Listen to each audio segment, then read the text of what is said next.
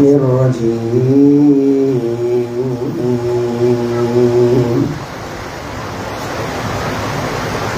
بسم الله الرحمن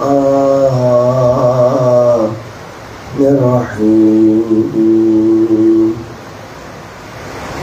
الحمد لله رب العالمين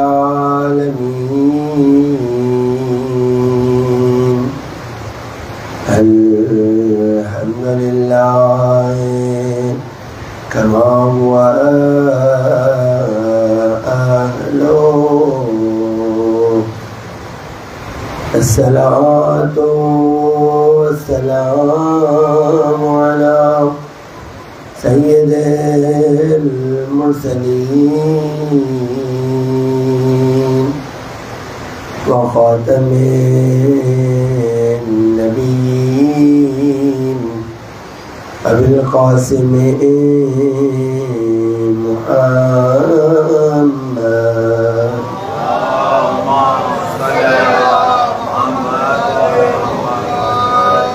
وعلى أهل بيته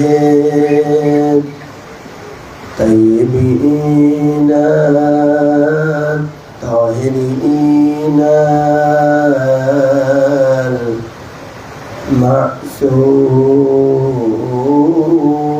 المعصومين ولعنة الله على أعدائهم أجمعين من الآن إلى قيام يوم الدين. اپنے اپنے اعمال کو لکھتے تعالی بلند صلوات.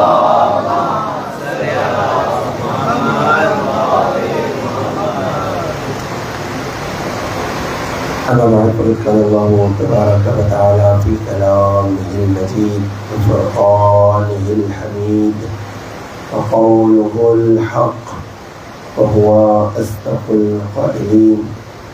بسم الله الرحمن الرحيم. ونريد أن نمن على الذين استضعفوا في الأرض ونجعلهم أئمة ونجعلهم الوارثين. صلوات.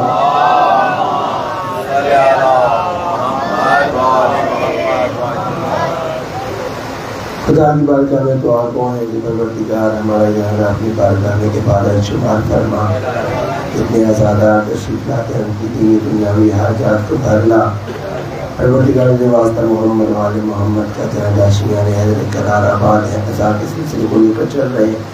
ان کی جان مال عزت و ناموس کی حفاظت فرما.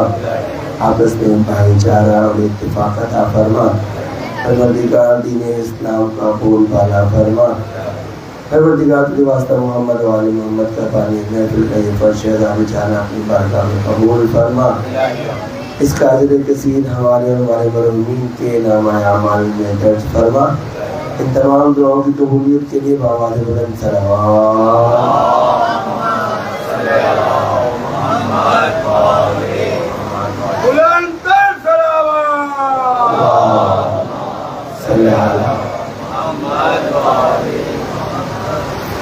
سلسلہ گفتگو کی آج ہے 7ویں نشست اور موضوع سخن قرآن اور آزمائش. اور سورہ مبارکہ قصص سے ہمارا یہ سفر جاری و ساری ہے. کتنی حسین بات ہے کہ فرش عذاب پر ناطق قرآن اور صامت قرآن کا سفر ایک ساتھ جاری ہے.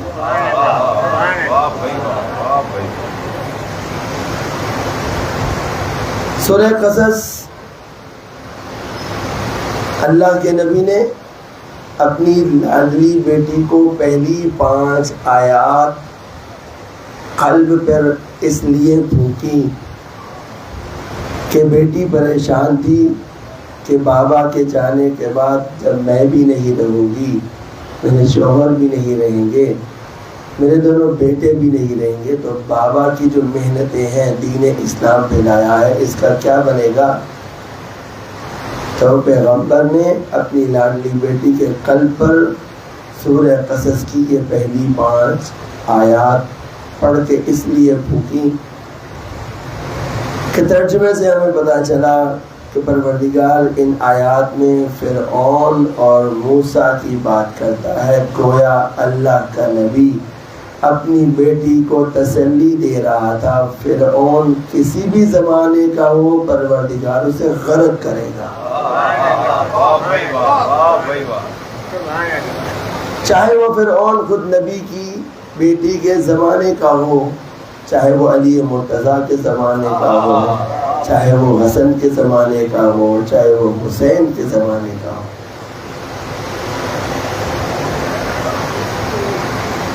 ہمارا سلسلہ گفتگو آن کر یہاں پہنچا کہ ایک موسیٰ کے شیعہ کے جذباتی پن کی وجہ سے، ایک غلطی کی وجہ سے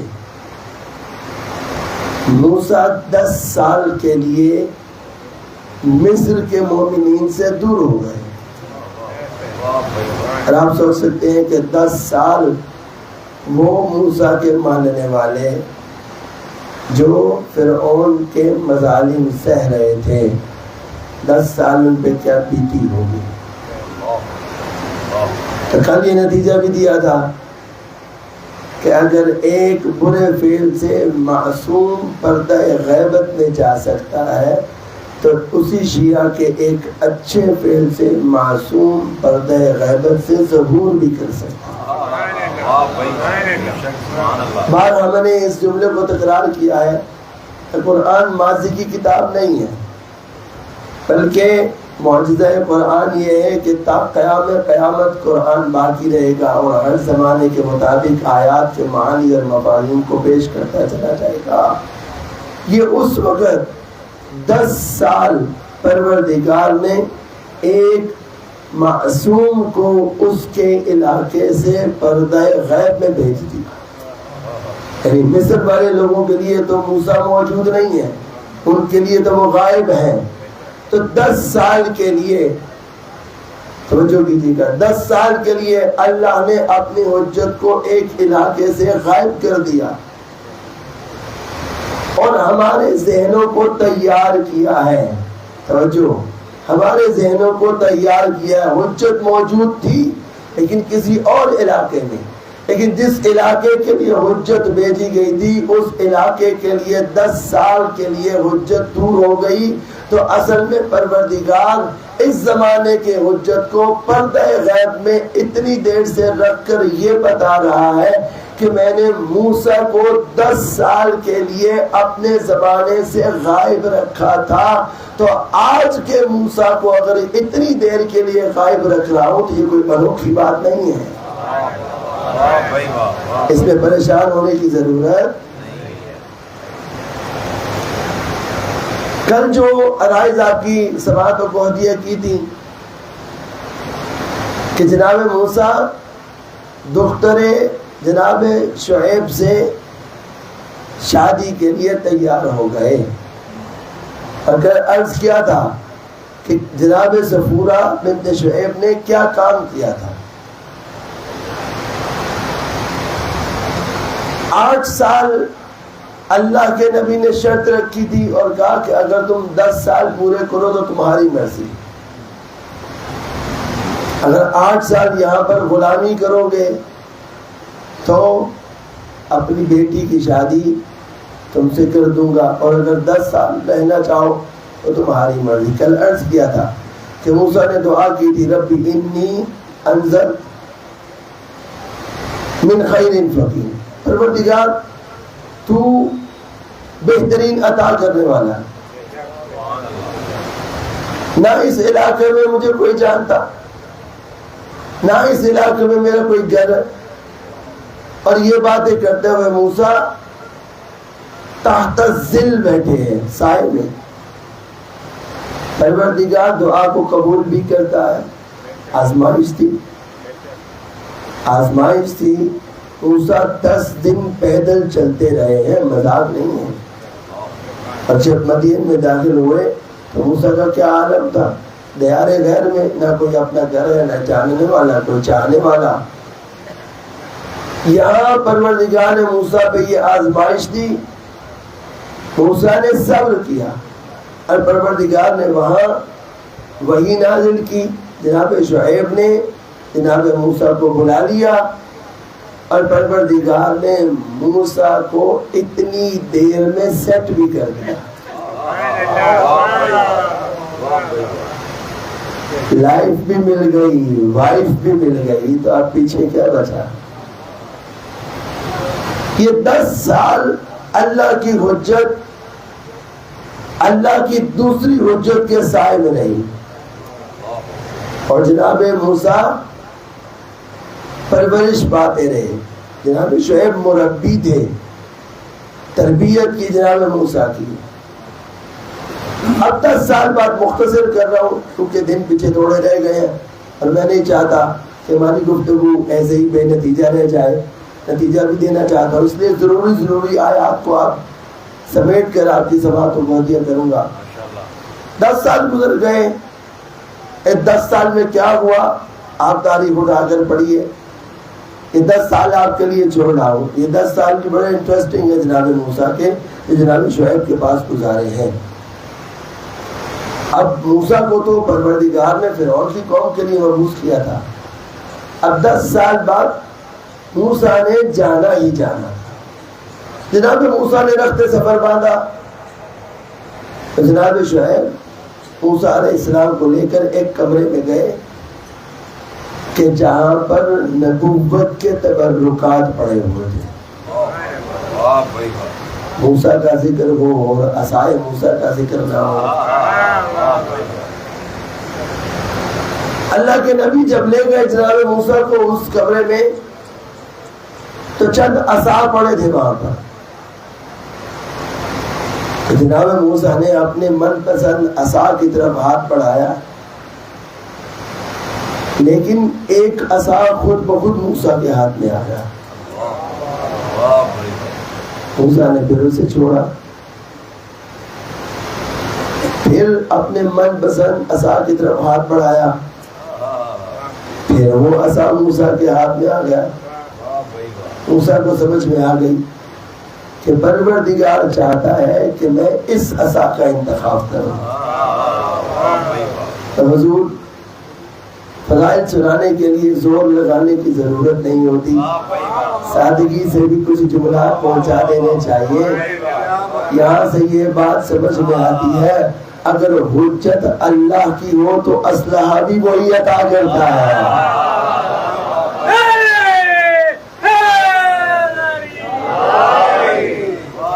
سلامت ہے، حجت اللہ کی ہو تو کبھی موسیٰ کے لیے عصا آتا ہے، کبھی علی کے لیے ذوالفقار آتی ہے۔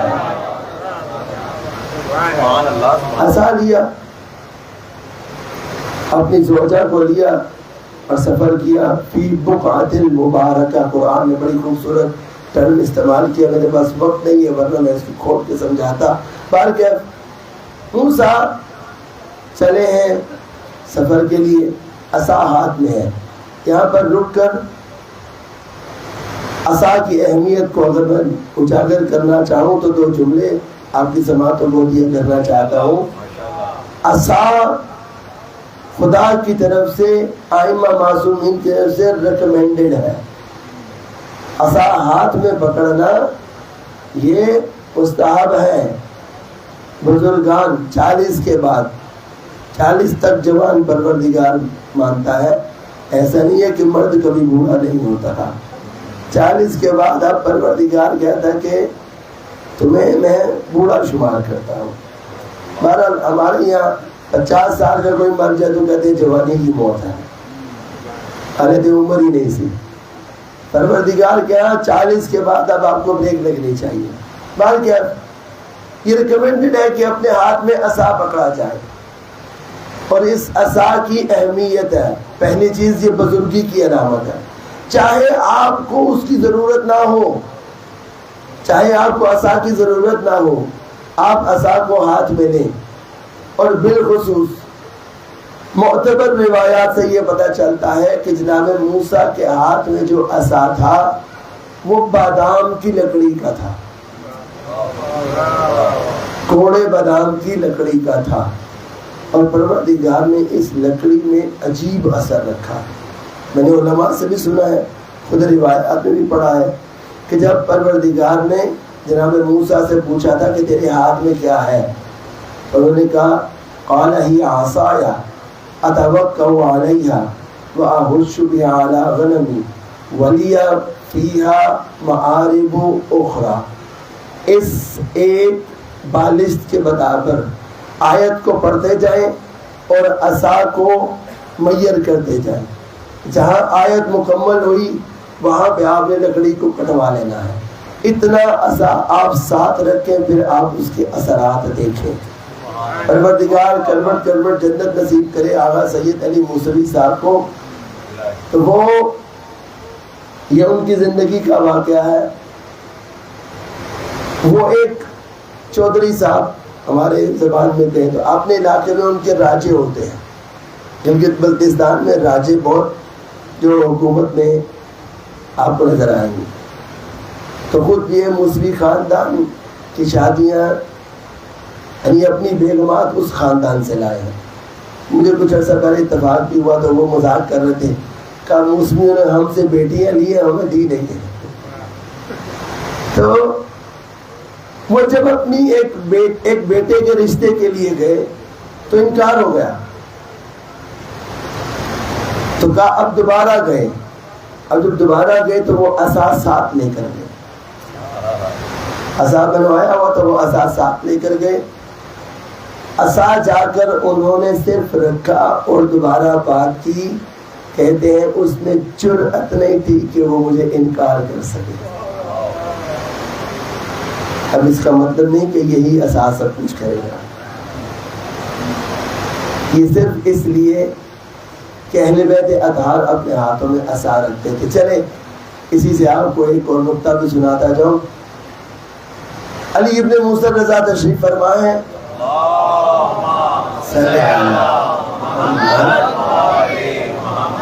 اور امام اعظم تشریف لائے ہیں۔ چلے جملہ بدلتا ہوں، امام اعظم آئے ہیں، امام کائنات تشریف فرما ہے۔ تو دیکھا مولا کے ہاتھ میں عصا ہے، اور عصا جو ہے وہ تھوڑا سا بڑا ہے۔ تو کہا مولا آپ نے بڑا ہی بے ڈنگا عصا پکڑا ہوا ہے۔ کہا ابو حنیفہ جانتے ہو یہ کس کا عصا ہے؟ کہا یہ اپنے رسول اللہ نہیں جانتا۔ کہا یہ موسیٰ نبی کا عصا ہے۔ امام ابو حنیفہ اٹھے، آگے بڑھے اور عصا کو چومنا شروع کیا۔ تو فرزند رسول نے پوچھا ابو حنیفہ کیا کر رہے ہو؟ کہا مولا نبی کا عصا ہے، اسے بوسہ دے رہا ہوں۔ کہا عجیب بات ہے، یہ لکڑی ہے جسے ایک نبی نے پکڑا تھا، تو اسے تو چومتا ہے، میری رگوں میں رسول کا خون ہے، میری رگوں میں رسول کا خون ہے۔ بہرحال جی یہ عصا جناب موسیٰ نے لیا۔ پروردگار نے پوچھا اے موسیٰ یہ تیرے ہاتھ میں کیا ہے؟ قال ہی عصای، پروردگار یہ عصا ہے۔ کیا پروردگار نہیں جانتا تھا؟ جانتا تھا نا۔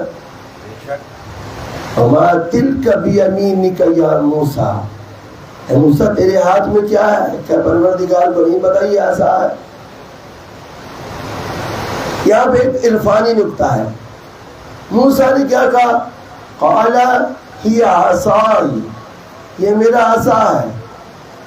پروردگار نے جو سوال کیا موسیٰ نے جواب دیا، جواب مکمل ہو گیا کہ نہیں؟ ہو گیا نا۔ موسیٰ نے بات کو جاری رکھا، قال ہی عصای اتوکأ علیہا، میں اس سے سہارا لے کر چلتا ہوں، وأهش بها على غنمی، میں اس سے بھیڑ بکریاں چراتا ہوں، ولی فیہا معارب اخری، اور اس سے میں اور بھی بہت سارے کام لیتا ہوں۔ علماء فرماتے ہیں کہ چونکہ موسیٰ کا محبوب موسیٰ سے ہم کلام تھا اور موسیٰ نہیں چاہتے تھے کہ جب میں بات کر رہا ہوں تو یہ تعلق واسطہ ٹوٹ جائے، وہ چاہتے تھے یہ تعلق واسطہ دیر تک جاری رہے، اس لیے کہا پروردگار یہ عصا ہے، میں اس سے سہارا لیتا ہوں، میں اس سے بھیڑ بکریاں چراتا ہوں، میں اس سے اور بہت سارے کام کرتا ہوں۔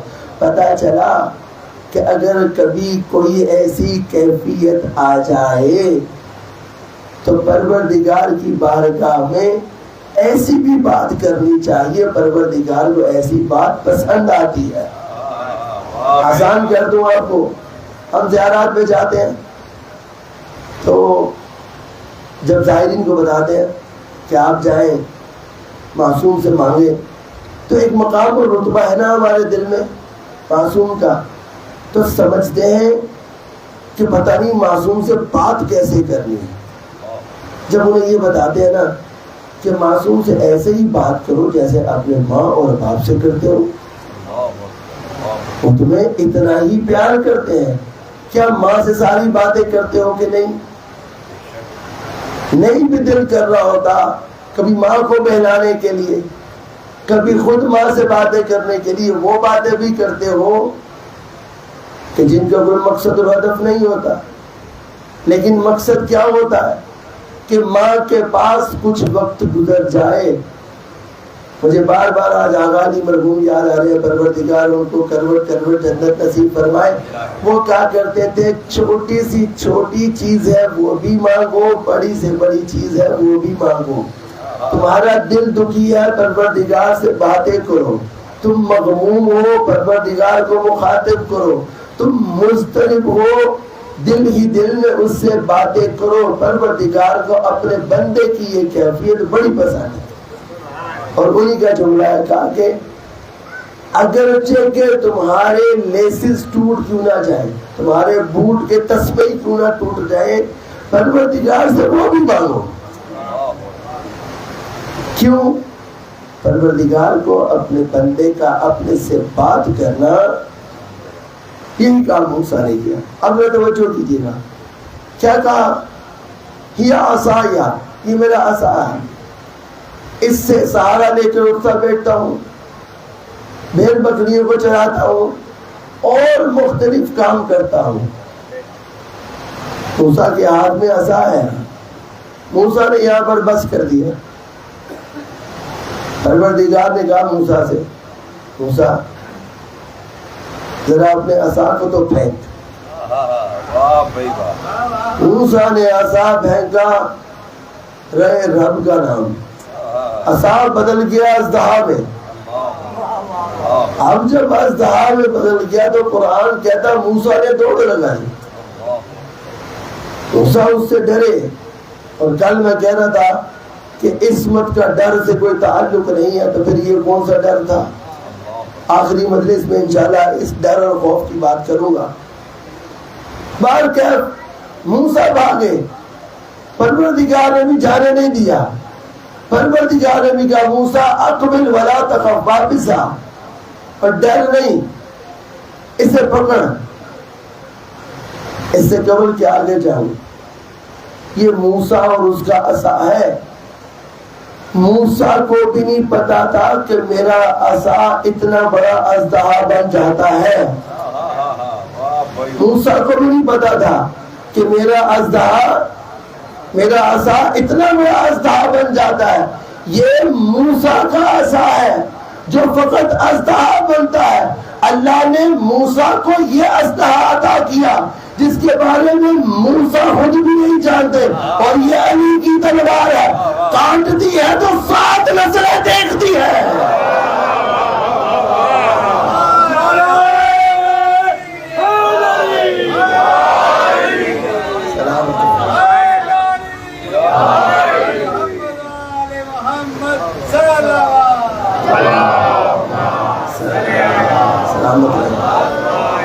سلامت رہے۔ یہ علی ابن ابی طالب کی تلوار ہے، دونوں اللہ کی حجتیں ہیں۔ اب جب موسیٰ نے آ کر عصا کو پکڑا تو واپس اپنی حالت میں آ گیا. یہ بات موسیٰ کو سمجھ میں آ گئی. اللہ ہی جانے کیا نسبت ہے علی ابن ابی طالب کے فضائل کی، اور کیا نسبت ہے علی ابن ابی طالب کی خود رسول خدا کے ساتھ، اور کیا نسبت ہے اپنے اصحاب کے ساتھ. ساسا ابن سبحان عبدی کا نام آپ نے سن رکھا ہے. کون ہے یہ؟ آخری وقت میں جب اللہ کا یہ وسیع اس دنیا سے جا رہا تھا، 19 ماہ مبارک رمضان کو ضربت لگی اور مولا کو اصحاب گھر تک چھوڑنے کے لیے گئے. تو آپ مسائل میں سنتے ہیں کہ راستے میں ہی مولا نے کہا تھا کہ تم سب چلے جاؤ، تم سب چلے جاؤ. سب چلے گئے. امام حسن مجتبیٰ کسی کام کے لیے واپس باہر آئے تو کیا دیکھا کافی دیر کے بعد کہ ساسا باہر بیٹھے ہیں. ساسا سے پوچھا کیا راز ہے؟ تجھے میرے مولا کی بات سمجھ میں نہیں ہے؟ میرے بابا نے کہا نہیں تھا کہ چلے جاؤ. کہا تو تھا.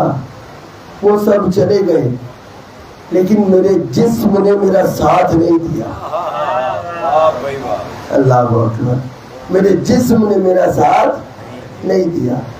اسی طرح جا کے امام حسن مجتبیٰ نے اپنے بابا کو پیغام دے دیا ساسا کا. تو مولا نے کہا اچھا ساسا کو بلا لا. ساسا آئے، اپنے مولا کی حالت دیکھی، کافی دیر تک کریا کرتا رہا.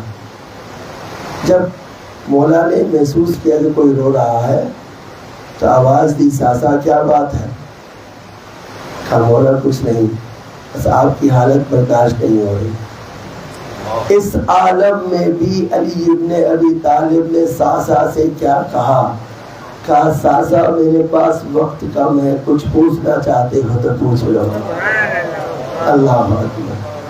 کچھ لینا چاہتے ہو تو لے لو، کچھ مانگنا چاہتے ہو تو مانگ لو.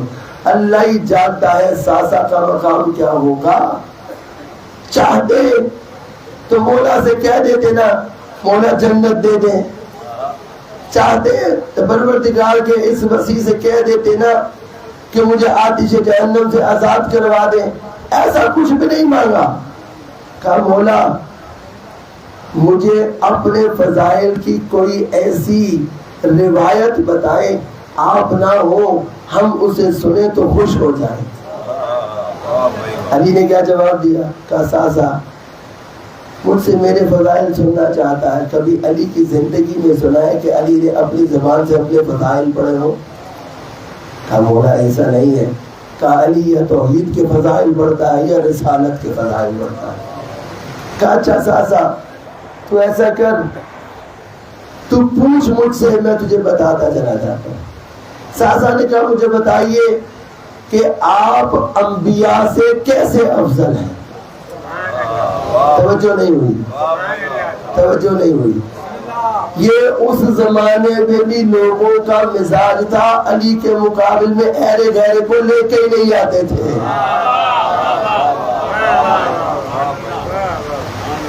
کہا ساسا اب میں تجھے کیا بتاؤں، اپنے منہ سے اپنے فضائل کیسے پڑھوں؟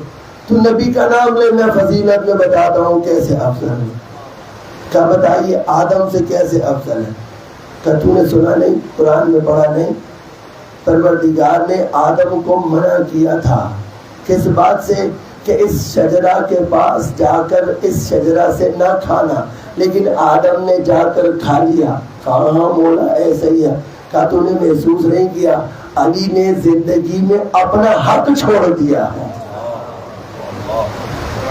علی نے زندگی میں اپنا حق چھوڑ دیا. کہا اچھا یہ بتائیے کہ نوح سے کیسے افضل ہے؟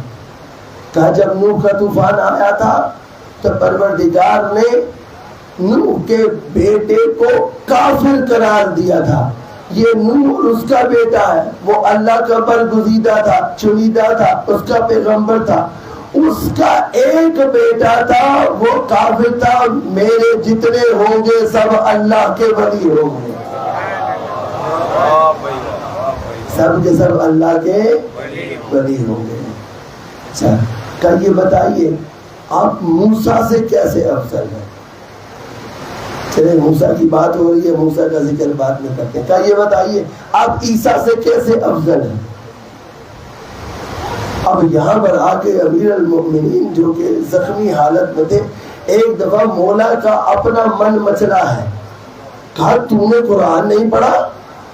جب عیسیٰ پیدا ہونے لگے تھے تو پروردگار نے مادر عیسیٰ سے کہا تھا ھذا بیت العبادہ لا بیت الولادہ، یہ عبادت خانہ ہے، زچہ خانہ نہیں ہے. جب میں پیدا ہونے والا تھا اللہ نے میری ماں کو بلایا تھا.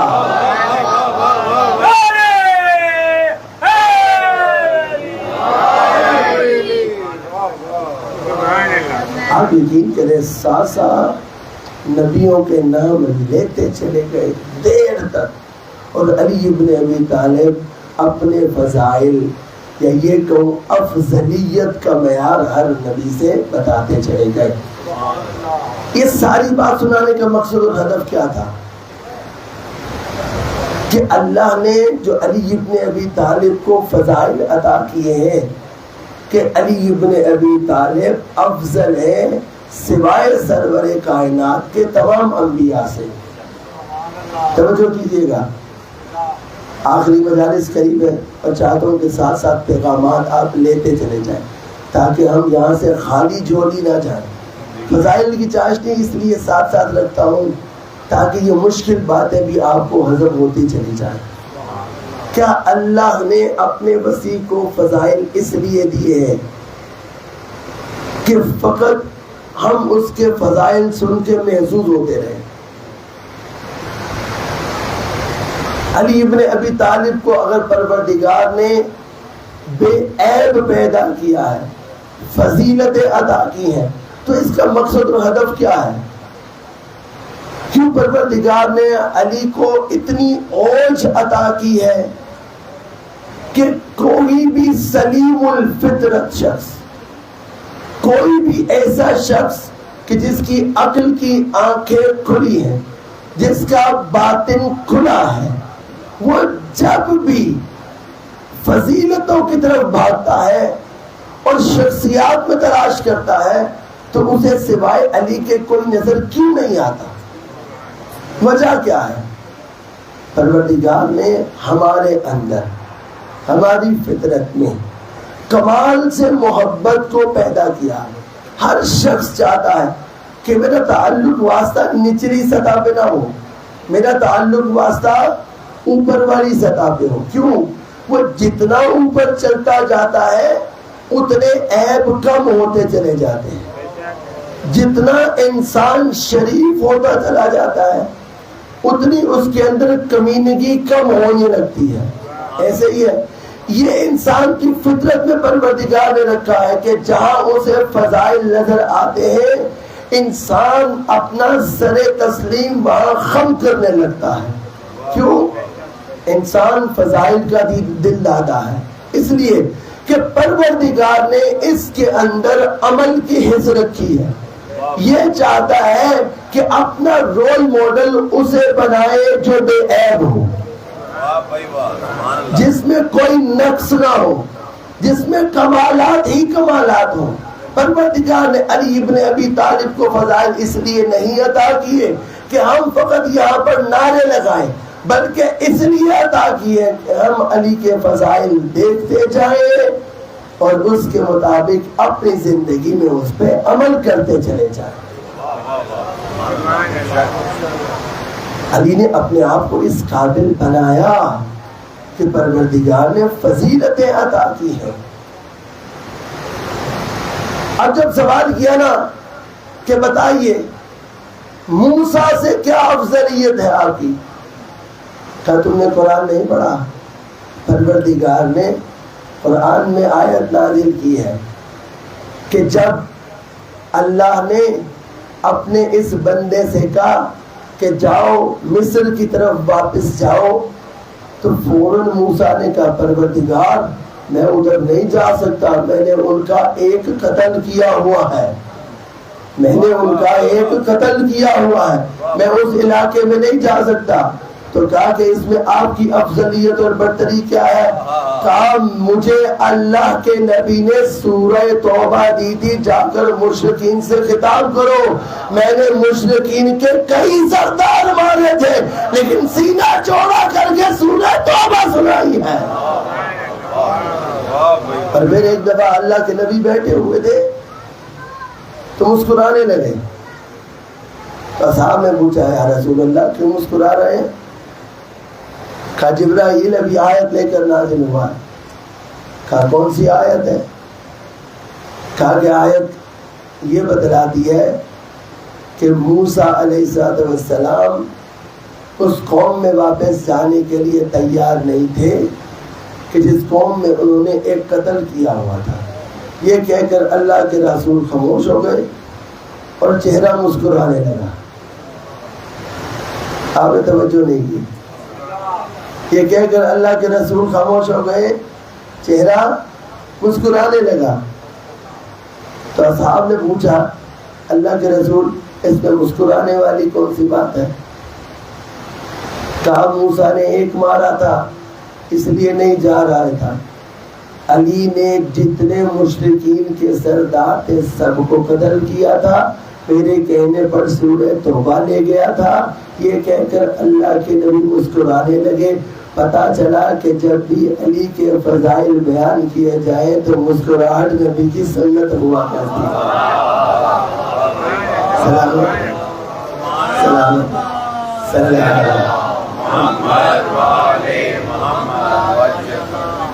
درود بر محمد والے محمد بلند تر صلوات۔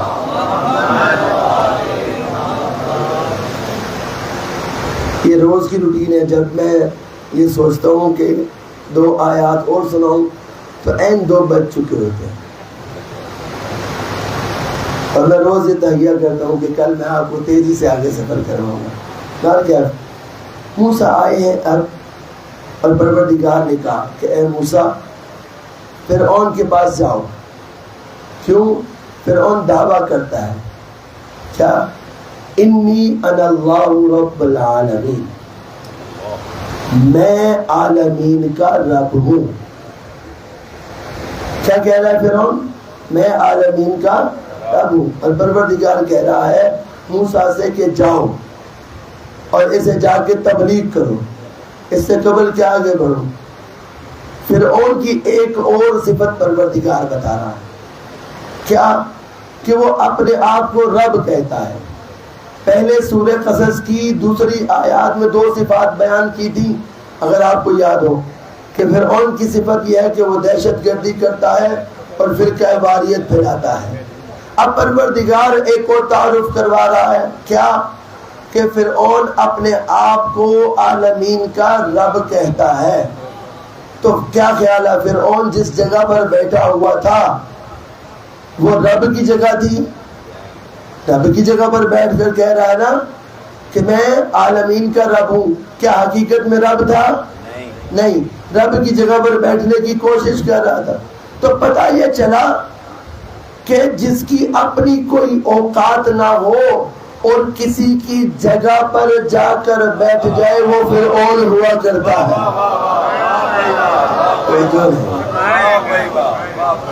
یہ بات کسی بنو اسرائیلی کو تو بری لگ سکتی ہے، آپ کو تو نہیں لگنی چاہیے۔ میں دوبارہ دہرا رہا ہوں، جن کو سمجھ نہیں آئی میرے ساتھ سفر کرے۔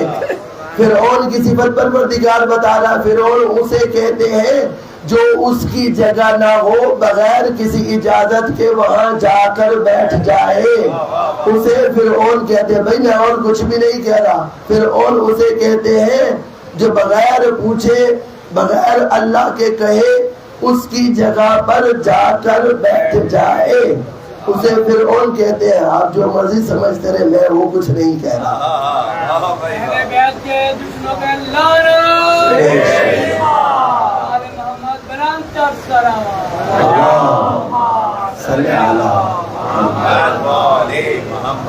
لیکن ساتھ ایک نصیحت کر رہا پروردگار ہے، وہ فرعون جس کے پاس جانا ہے تو پروردگار کہہ رہا ہے کہ اے موسیٰ خیال کرنا، اس سے اونچے لہجے میں بات نہ کرنا، اپنے لہجے کو نرم رکھنا۔ پروردگار وہ تو فرعون ہے، تو اپنے حجت سے کہہ رہا ہے لہجہ نرم رکھنا۔ اب موسیٰ ویسے ہی پرہیبت تھے، آلریڈی ایک بھڑکا چکے تھے اس قوم میں، کہا کہ اپنا پتا تھوڑا ٹھنڈا رکھنا۔ پتہ یہ چلا کوئی کتنا ہی فرعون صفت کیوں نہ ہو، انسان کو چاہیے ابتدائی طور پر اپنے لہجے کو دھیما رکھے۔ پروردگار نے بھی موسیٰ کو یہی تعلیم دی، ہو سکتا ہے تمہارے نرم لہجے کی وجہ سے وہ راہ راست پر آ جائے۔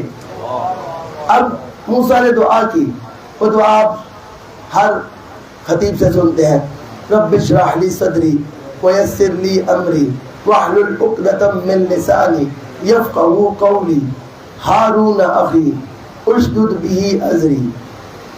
ذرا توجہ کیجیے گا، کیا دعا مانگ رہے ہیں؟ یہاں پروردگار نے کہا اپنا لہجہ نیچا رکھنا۔ موسیٰ دعا مانگ رہے، پروردگار مجھے شرح صدر عطا فرما، یعنی میرے سینے کو کشادہ کر دے۔ کیا مطلب سینے کو کشادہ کر دے؟ وہ جو مسلمانوں نے مطلب نکال رکھا ہے سینے کو کشادہ کرنے کا، یہاں وہ مطلب ہے؟ آپ نہیں پہنچے۔ یہ کہتے ہیں کہ جبرائیل آئے تھے اور اللہ کے رسول کا سینہ چاک کیا تھا اور پھر دل کو نکال کے آب زمزم سے دھویا تھا، نعوذ باللہ من ذالک، تاکہ اس میں موجود کثافتیں، حسد، جھوٹ، سب کچھ غائب ہو جائے۔ تو کیا یہاں پر شرح صدر سے وہ مراد ہے؟ نہ۔ موسیٰ کیا مانگ رہے ہیں؟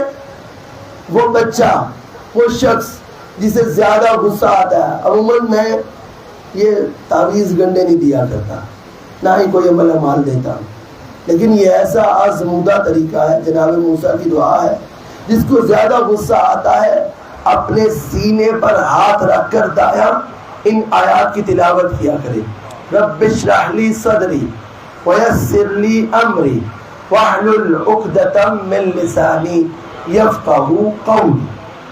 پروردگار آپ کو حلم عطا کرے گا۔ کہا پروردگار مجھے شرح صدر عطا کر۔ کیا مطلب؟ مطلب یہ ہے کہ لوگ اگر مجھے باتیں کریں تو میں ان کی باتوں کو برداشت کر سکوں۔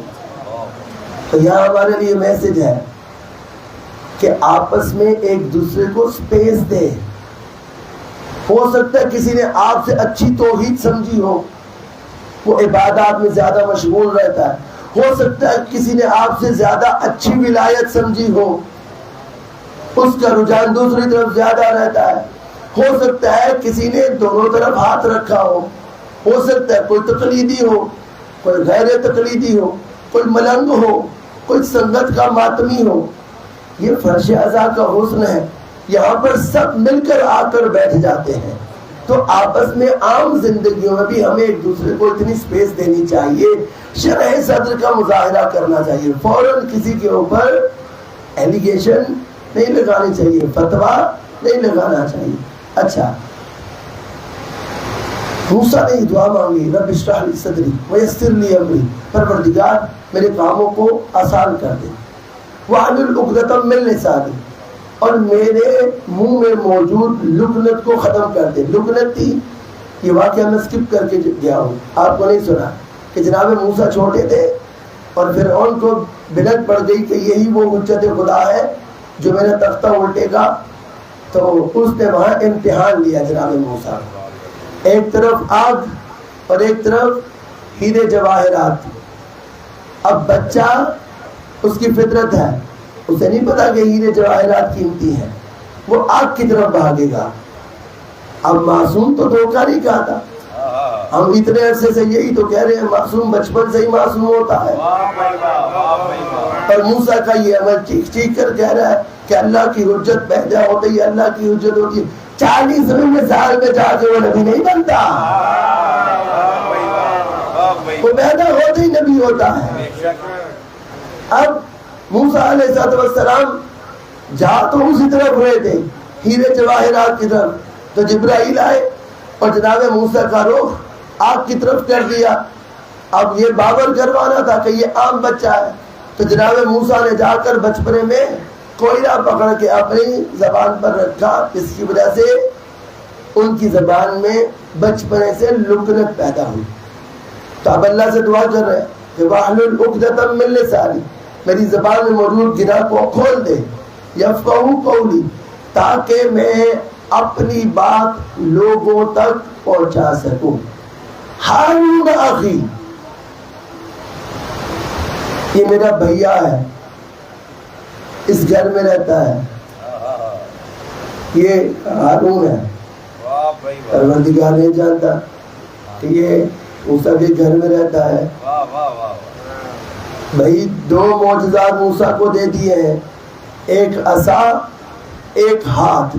ہاتھ جیسے ہی موسیٰ اپنی بغل میں ڈالتے ہیں نکالتے ہیں تو ہاتھ چمکنے لگتا ہے. یہ دو معجزات دے کے اللہ کہہ رہا جا فرعون کے پاس, اور موسیٰ نہیں جا رہے. موسیٰ دعا کر رہے ہیں, دعا کرتے کرتے کرتے موسیٰ اب یہاں پر آ گئے. پروردگار یہ میرا بھیا ہے. پروردگار نہیں جانتا, جانتا ہے, یہ میرے گھر میں رہتا ہے. پروردگار نہیں جانتا گھر میں رہتا ہے. اصل میں موسیٰ بتانا چاہتے تھے گھر کا نام لو تو لوگ کسی اور گھر کی طرف بھی چلے جاتے ہیں. اللہ تو جانتا تھا لوگوں کو منحرف نہ ہونے دینے کے لیے موسیٰ نے کہا کہ یہ میرے گھر میں ہے. اب کہہ رہے ہیں یہ میرا بھائی ہے. وہ افصح لسانا منی, چونکہ میری زبان میں لکنت ہے تو یہ فصاحت اور بلاغت کے اعتبار سے مجھ سے زیادہ فصیح ہے. اسے میرے ساتھ بھیج, ایسے ہی نہیں وسیع بنا دے, اسے وسیع بنا دے. سوال ہے اگر وسیع کی ضرورت ہوتی تو پروردگار دو معجزات کے ساتھ عطا کر دیتا, کیوں نہیں عطا کیا؟ ایک سوال. دوسرا سوال, موسیٰ جو کہہ رہے ہیں اللہ سے یہ میرا بھائی ہے, میرے گھر میں رہتا ہے, فصاحت و بلاغت کے اعتبار سے اس کی زبان مجھ سے اچھی ہے, لوگوں سے اچھی بات کرتا ہے, اسے میرا وسیع بنا دے. تو موسیٰ آپ اللہ سے جو کہہ رہے ہیں خود ہی بنا لے, خود ہی بنا لے. اللہ سے جو کہہ رہے ہیں آپ کے گھر میں رہتا ہے, اتنی ساری صفات آپ جو اللہ کو بتا رہے ہیں آپ کو بھی پتا ہے, خود کیوں نہیں بناتے؟ عجب نہیں ہے موسیٰ کہے کہ میری اتنی جرأت نہیں ہے کہ میں اللہ کے حکم کے بغیر اپنا وسیع بنا لوں. یا تو پچھلا مجمع مجھ سے ناراض ہے یا فضائل علی سے حضور انبیاء اتنے عرصے سے یہی کہہ رہے ہیں کہ یہ وسیع بنانا اللہ کا نبی بھی اپنی مرضی سے نہیں بناتا. جب اللہ کا اولو العزم نبی اپنی مرضی سے نہیں بناتا تو عرب کے چند بتوں مل کر کیسے اپنا بنا سکتے ہیں؟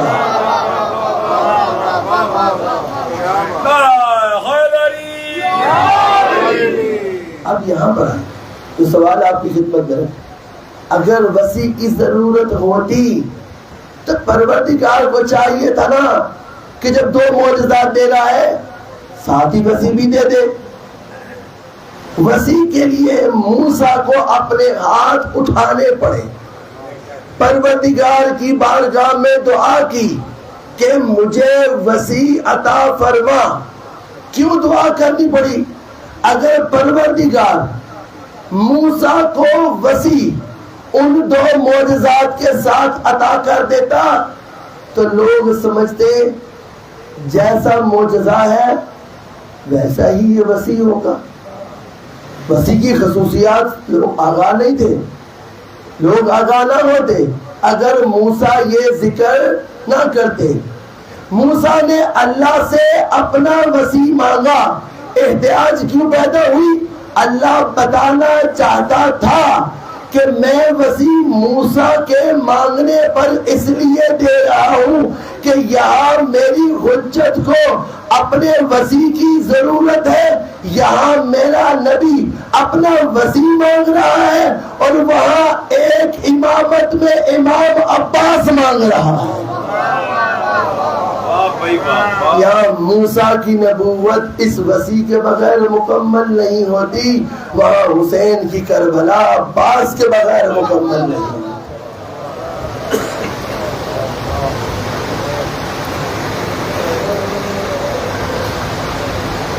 عباس کو مانگ کر لیا ہے۔ کیوں مانگ کر لیا ہے؟ کہ عباس کے شانوں کے بغیر کربلا ادھوری نظر آتی ہے۔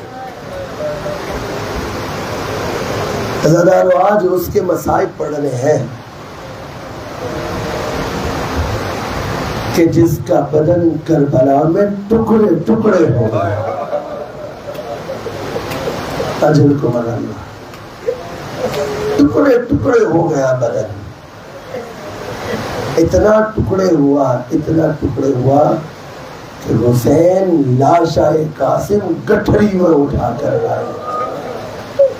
اجل کو من اللہ، اجل کو من اللہ۔ کون ہے یہ قاسم؟ یہ حسن کا یتیم ہے۔ ام فروا کو پشت خیمہ سے رونے کی آواز آ رہی ہے، 10 محرم ہے، پشت خیمہ پر کوئی رو رہا ہے۔ ام فروا کو لگا کہ میرا قاسم ہے، میرا لال رو رہا ہے۔ زینب عالیہ کو لیا، پشت خیمہ پر گئی، دیکھا تو قاسم نے اپنا سر گھٹنوں پر رکھا ہوا ہے اور گریہ کر رہا ہے۔ کہا میرے لال کیا بات ہے؟ کہا جتنی دفعہ چچا کے پاس گیا ہوں چچا ایک ہی بات کہتے ہیں، قاسم میرے لال تجھے دیکھتا ہوں تو میرا اپنا بھیا حسن یاد آتا، تجھے دیکھتا ہوں تو مجھے بھیا حسن کی جوانی یاد آتی ہے، تجھے مرنے کے لیے کیسے بھیج دوں۔ عزاداروں، اتنا خوبصورت تھا قاسم، اتنا خوبصورت تھا قاسم کہ حسین نے نقاب ڈال کے قاسم کے چہرے پر روانہ کیا تھا۔ اور سنو گے، جب قاسم گھوڑا بگا رہا تھا نا تو قاسم کے چہرے پر سے نقاب ہٹی، اشقیاء نے دیکھا اتنا خوبصورت جوان، کہنے لگے حسین اتنا غریب ہو گیا ہے کہ اتنے خوبصورت جوان کو مرنے کے لیے بھیجا ہے۔ اجرکم علی اللہ، اجرکم علی اللہ، اجرکم علی اللہ۔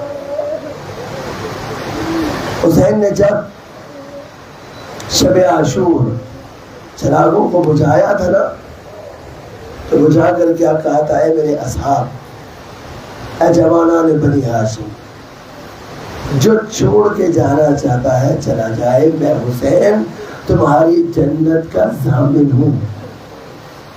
ایک چراغ بجھایا 72 چراغ جل اٹھے۔ اب حسین نے نام لینے شروع کیے شہدائے کربلا کے، پہلے اصحاب کے نام لیے، اس کے بعد جوانان بنی ہاشم کے نام لینے لگے۔ علی اکبر کا نام لیا، قاسم سن رہے ہیں۔ اون محمد کا نام لیا، قاسم سن رہے ہیں۔ عباس کا نام لے لیا، قاسم سن رہے ہیں۔ علی اصغر کا نام لے لیا، تڑپ گیا قاسم، کہا چچا چچا کیا یہ فوج خیموں میں آ جائے گی؟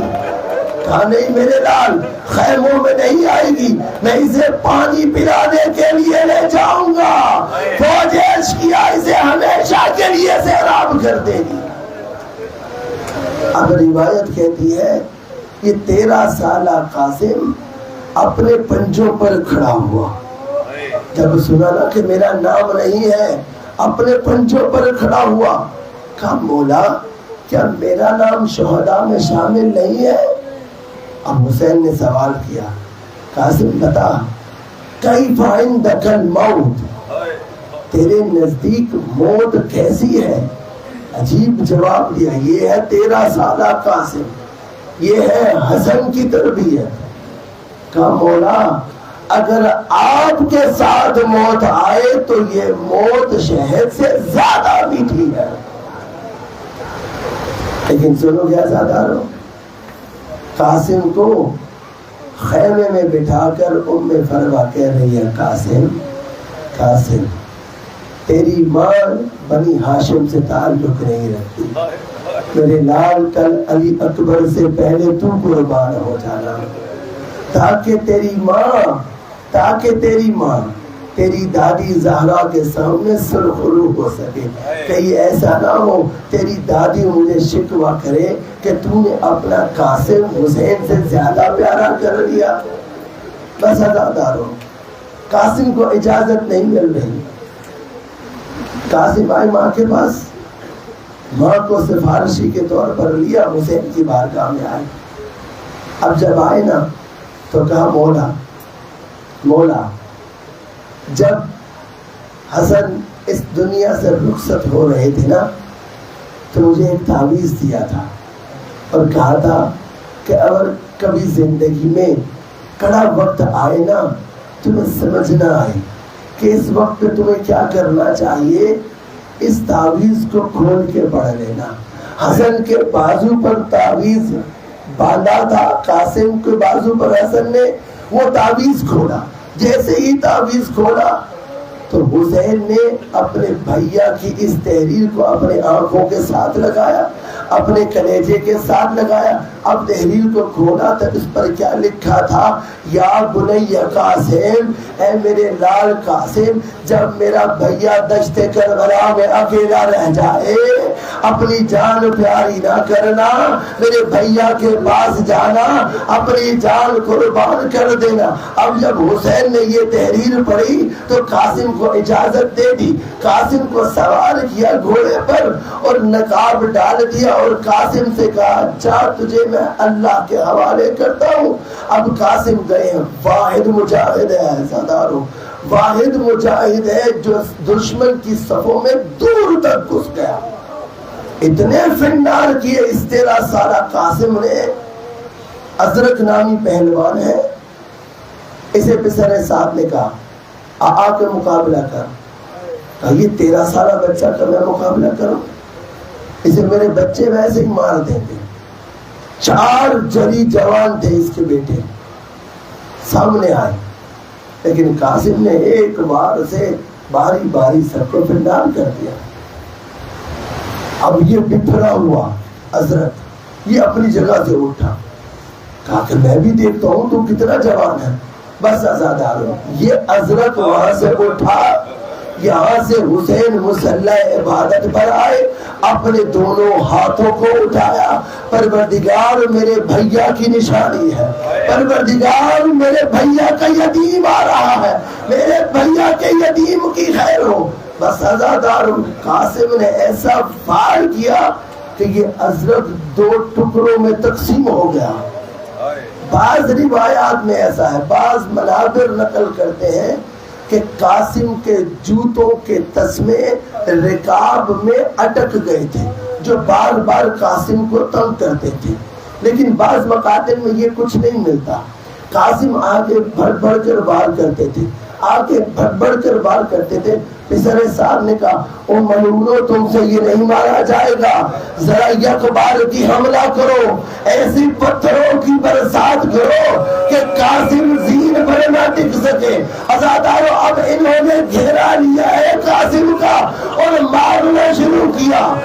حکم یہ ہوا تھا کہ پتھروں سے مارا جائے, لیکن میں نے مقتل میں پڑھا ہے کسی نے گرز مارا ہے قاسم کو, کسی نے نیزہ پھینکا ہے, کسی نے پتھر مارا ہے. بس قاسم زین پر نہ ٹک سکے اور قاسم زین سے زمین پر آئے.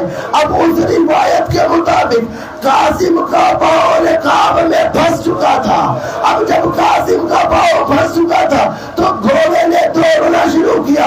یہ ان ملعونوں نے جو حملہ کیا تھا, مشرق کے گھوڑے مغرب کی طرف دوڑ گئے, مغرب کے گھوڑے مشرق کی طرف دوڑ گئے. فروا کا لال ٹکڑوں میں تقسیم ہو گیا, فروا کی کمائی لٹ گئی. اجرکم علی اللہ, اجرکم علی اللہ. لیکن جب قاسم زین سے زمین پر آئے ہیں نا تو اپنے مولا کو آواز دی تھی، لیکن دشت کربلا میں ریت کا ایسا طوفان تھا، ان ملعونوں کے گرد گھومنے کی وجہ سے، چکر لگانے کی وجہ سے ایسی مٹی اٹھ رہی تھی کہ مقتل لکھتا ہے حسین کو نظر نہیں آ رہا تھا۔ اب جب حسین کو دیر ہو گئی نا تو حسین ایک ٹیلے پر سوار ہوئے اور آواز دی، قاسم قاسم تو کہاں ہے؟ اپنے مولا کی آواز پر لبیک کہے، کہا دشت کربلا میں قاسم کی لاش کے ٹکڑے بلند ہوئے، مولا مولا تیرا بھتیجا یہاں ہے۔ اب حسین آگے بڑھے ہیں، اپنی ابا کا دامن پھیلایا، قاسم کی لاش کے ٹکڑوں کو جمع کر رہا ہے حسین، قاسم کی لاش کے ٹکڑے جمع کر رہا ہے۔ حسین نے گٹھڑی بنائی اور سوئے خیمہ ام فروا چلنا شروع کیا۔ اب جب خیمے کے پاس آ رہے ہیں، ام فروا نے در خیمہ سے دیکھا کہ حسین آ رہے ہیں، میرا لال شہید ہو گیا، لیکن جب دیکھا کہ حسین کے گھوڑے پر میرے شہزادے کی لاش نہیں ہے، تڑپ گئی ایک دفعہ۔ جیسے حسین نیچے اترے کہا، مولا کیا میرے لال نے وفا نہیں کی؟ کیا میرے لال نے وفا نہیں کی؟ حسین نے کہا، تیرے لال نے وہ وفا کی ہے کہ صبح قیامت تک ایسی وفا کوئی نہیں کر سکتا۔ کہا پھر میرا لال کہاں ہے؟ مولا خاموش ہے، کوئی جواب نہیں دے پا رہے۔ گٹھڑی کو اٹھایا، خواتین کے خیمے میں گئے، گٹھڑی کو رکھا، کہا آؤ بیویو، آؤ ذرا میرے لال کا لاشا دیکھو۔ اب جب ام فروا کو پتا چلا گٹھڑی میں میرے لال کے لاشے کے ٹکڑے ہیں، عزاداروں ٹٹول ٹٹول کر چلنے لگی، ٹٹول کر چلنے لگی۔ زینب نے پوچھا، بی بی کیا ہو گیا ہے؟ کہنے لگی، مجھے نظر آنا بند ہو گیا بی بی، مجھے نظر نہیں آ رہا۔ زینب نے پکڑا، لا کر گٹھڑی کے پاس بٹھایا۔